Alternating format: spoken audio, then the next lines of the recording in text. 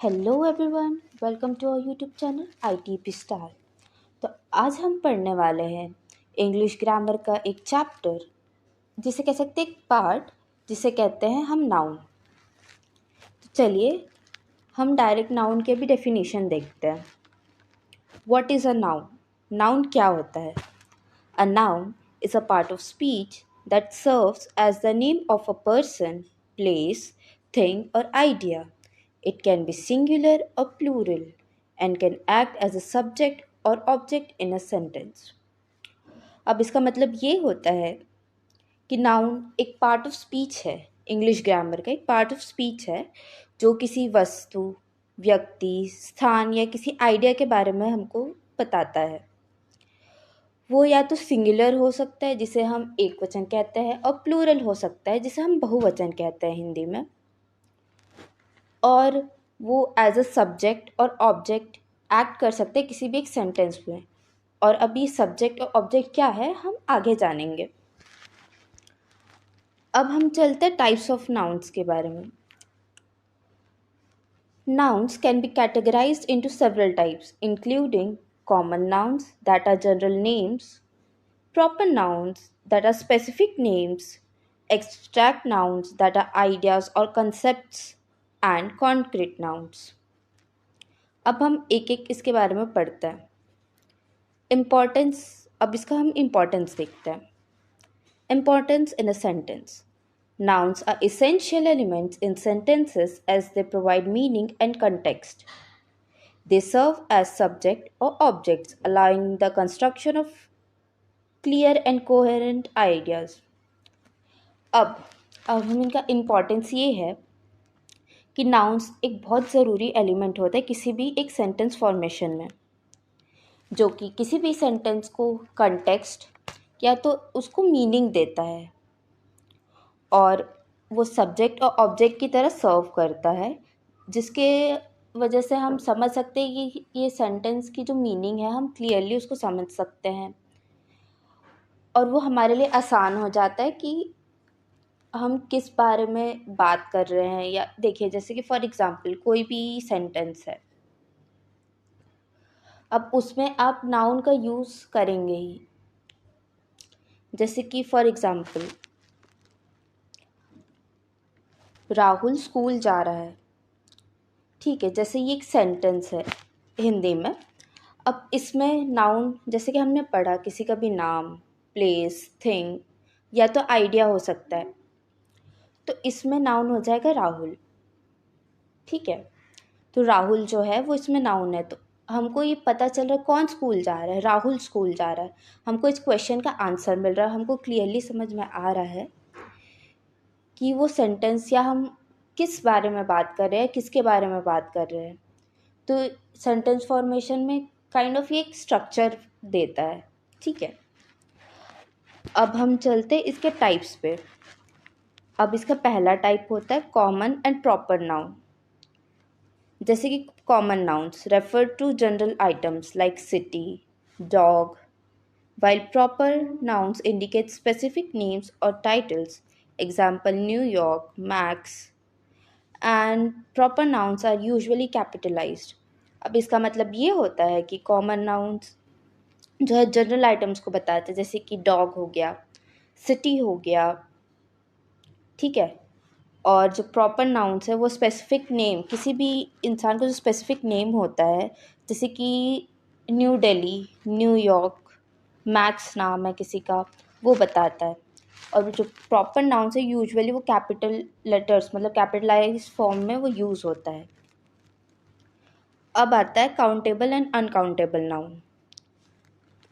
Countable nouns can be quantified and have both singular and plural form, like apple versus apples, whereas uncountable nouns cannot be counted individually.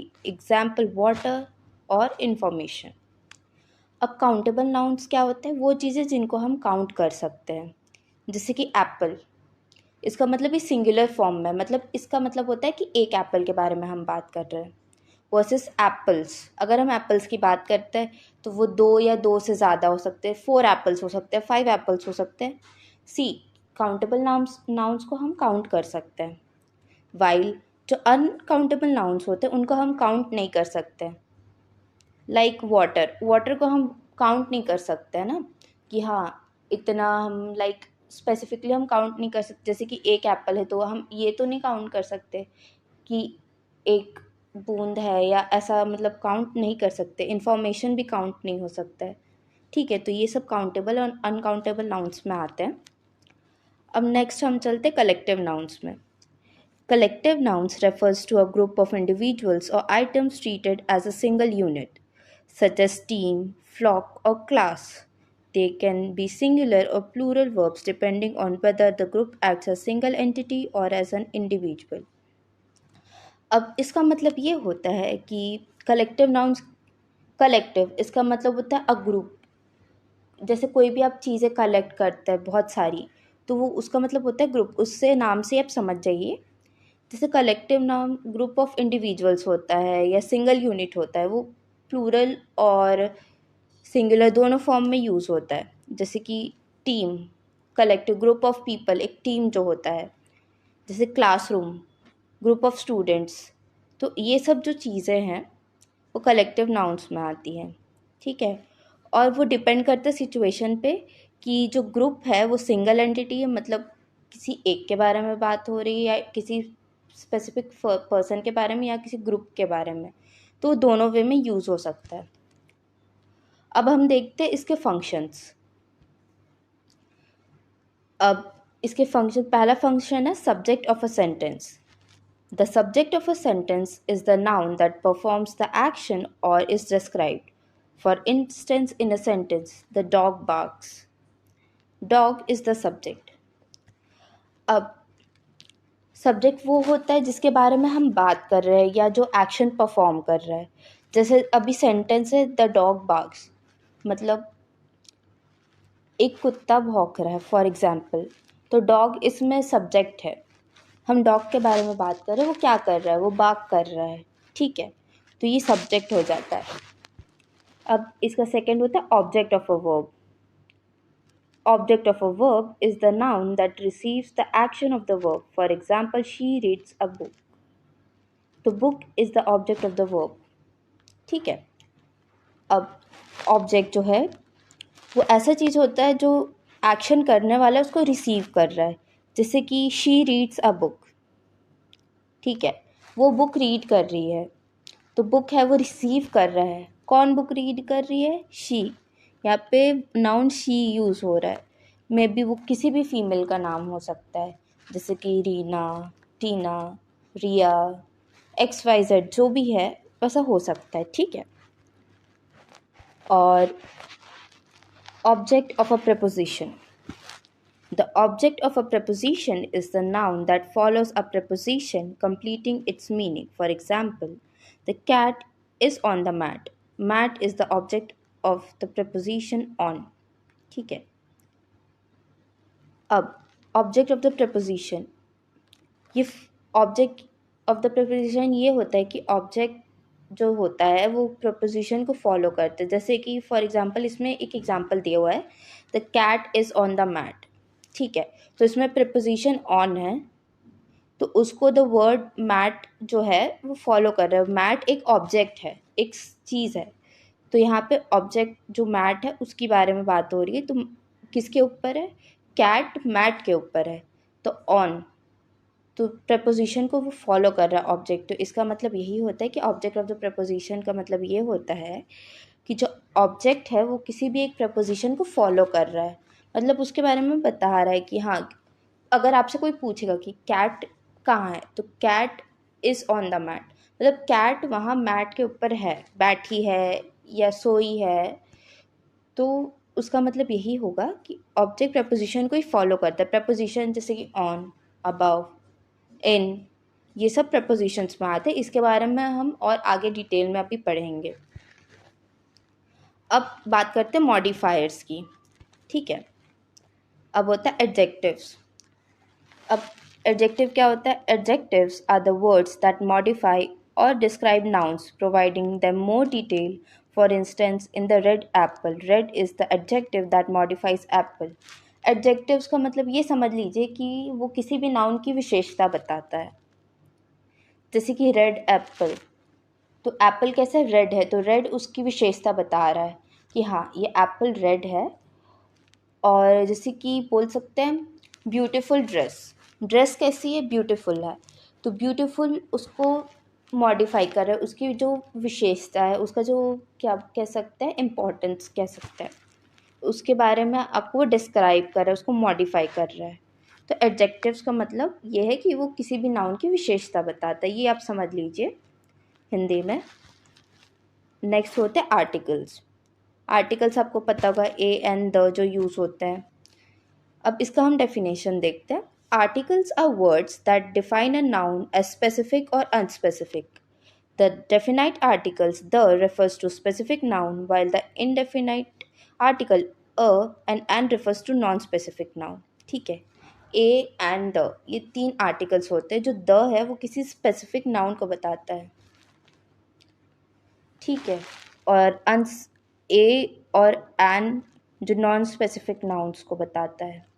जैसे कि a this is a book, एक book है, specify नहीं है। An apple, वो कहते हैं ना an apple a day keeps a doctor away. तो एन एप्पल इसमें जो वर्ड यूज़ हो रहा है वो नॉन स्पेसिफिक नाउन है, और जो द है वो स्पेसिफिक नाउन है। This is the class specify कर रहा है वो क्लास को, ठीक है। आर्टिकल्स में सिर्फ ए एंड द, और आप इसके यूजेस देख लीजिएगा, इसके यूजेस मॉक पेपर्स में आपको पता चल जाएंगे। अभी हम आपको PYQs वगैरह भी प्रोवाइड करवाएंगे। होप कि यहाँ तक आपको समझ में आ गया होगा। अगर नहीं समझ में आया होगा तो कमेंट सेक्शन में डाउट पूछ लीजिएगा, हम आपके सारे डाउट्स क्लियर करेंगे। अब चलते हैं नेक्स्ट में, quantifiers. Quantifiers are words or phrases that indicate quantity or degree such as some, many, few, all. They help specify the amount of the noun they modify. ये किसी भी चीज़ को स्पेसिफाई करने में, हेल्प करता है।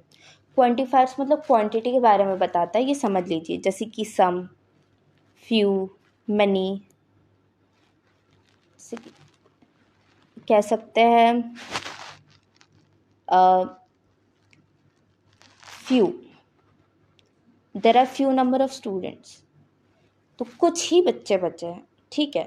तो ये क्वांटिटी डिस्क्राइब करता है कि ज़्यादा अमाउंट में, लार्ज अमाउंट में है, कम या स्मॉल अमाउंट में है। तो ये किसी भी क्वांटिटी या डिग्री के बारे में आपको बताता है क्वांटिफायर्स। आज की क्लास, नाउन्स की जो क्लास है वो यहीं ख़त्म होती है। होपफुली आपको समझ में आ गई होगी चीज़ें। अगर डाउट होंगे, कुछ भी डाउट्स हो गए, आप कमेंट सेक्शन में पूछ सकते हैं। एंड जो भी PYQs, आपके जो भी क्वेश्चंस है, हम आपके questions time to time clear करेंगे। आप जो भी डाउट्स है वो पूछ सकते हैं, या तो इंस्टाग्राम में DM कर सकते हैं, कमेंट सेक्शन में पूछ सकते हैं, या तो ईमेल कर सकते हैं। आपके सारे डाउट्स पे ध्यान दिया जाएगा और वो क्लियर किया जाएगा।